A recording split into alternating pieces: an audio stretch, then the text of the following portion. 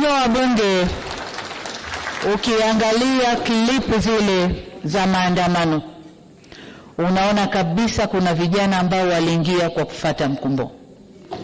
Wanaimba kwa kufata ushabiki. Hawakuwa wanajua wanalolifanya. Kwa hiyo kama mlezi, kama mama, ndio maana naelekeza vyombo vya ulinzi na usalama, hasa ofisi ya DPP, kuchuja viwango vya makosa. Na kwa wale waliofuata mkumbo, basi waseme nao kisha wawaachie waende kwa wazazi wao. Natoa msamaha huo kwa sababu hata maneno ya Mwenyezi Mungu katika kitabu cha Luka sura 23 mstari wa 34 yanasema, na hapa nanukuu, Yesu akasema, Baba uwasamehe kwa kuwa hawajui watendalo.